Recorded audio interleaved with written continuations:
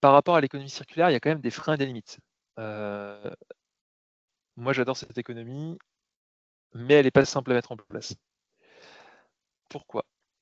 Il y a plusieurs freins. La première, c'est la surproduction. C'est, actuellement et là je vous parle en tant qu'ingénieur en logistique, heu, on produit beaucoup plus que ce qu'on consomme, que ce que nous actuellement on consomme et en fait, heureusement en France, on a pu mettre en place certaines lois, ce qui fait qu'on n'est plus obligé enfin, les industriels ne jettent plus forcément leurs vêtements, heu, qui ont été produits mais non portés, mais non vendus, parce qu'avant, voilà, c'était le cas et en fait, ce point-là va aussi avec un autre point qui est le fait de la surconsommation.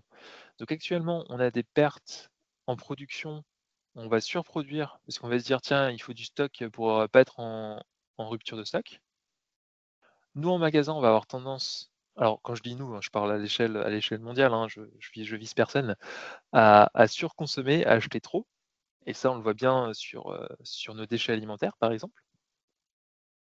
Il y a aussi un autre frein qui va être la surinnovation. Là, il y a pas longtemps, on est passé, à la 5G sur nos téléphones, mais ils sont déjà en train de développer la 6G, alors qu'en fait, la 4G nous servait, déjà à tous, convenablement.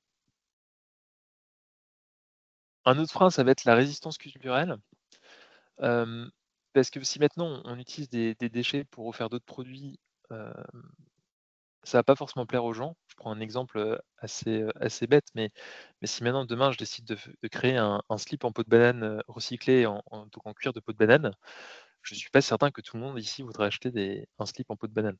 Voilà. L'économie circulaire manque aussi d'incitation économique, de la part des différents États à l'échelle mondiale parce qu'en fait, on n'a pas encore cette vision de se dire: «Bah, tiens, il faut donner de l'argent, pour pouvoir aider».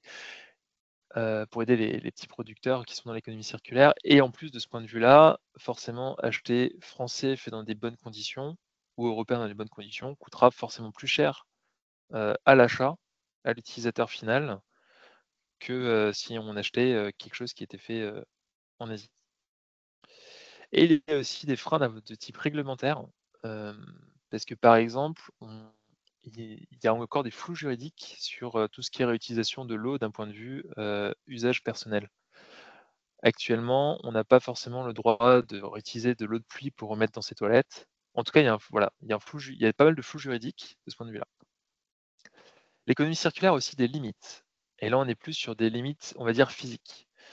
Hem, Si maintenant on part sur une consignation de bouteilles en verre, on va avoir des pertes de quantité au niveau du flux. Dans le sens que, hem, si maintenant je vous donne 100 bouteilles de verre et ben, peut-être vous allez en casser, peut-être que vous allez oublier d'en rendre et ce qui fait qu'en fait, on va forcément avoir des pertes de ce point de vue-là. Dans le sens qu'en fait, voilà, il y a des choses qui vont se casser et cetera. De cette perte de quantité, on va avoir des limites en production parce que si on reprend cet exemple de consignation de bouteilles en verre, si maintenant j'ai 100 bouteilles de verre et ben, en fait, je pourrais au maximum refaire 100 bouteilles de verre. Je peux pas pouvoir en créer 101, 102, 105 et ce qui fait qu'on arrive sur un système qui va être fermé, hem et c'est pour ça aussi qu'en fait, il ne peut pas y avoir d'économie circulaire sans décroissance. Parce qu'à partir d'un moment, on va avoir des pertes de quantité et des limites de production et ça va se restreindre et ce qui fait qu'on va être obligé de rajouter de la matière première. C'est d'ailleurs pour ça que sur le diagramme papillon, il y a quand même de l'extraction de matière première parce qu'en fait, même si, la consignation des bouteilles en verre, va faire qu'on va consommer beaucoup moins, à un moment, on va quand même consommer. Et le dernier point, c'est de la perte de qualité. Toujours pour reprendre la bouteille de verre, actuellement, elle se recycle à 100. Mais par contre, pour refaire une bouteille en verre, on a quand même besoin d'ajouter, 30 de matières premières, vierges. Donc de verre qu'on aura extra de sable qu'on aura transformé en verre pour faire une bouteille.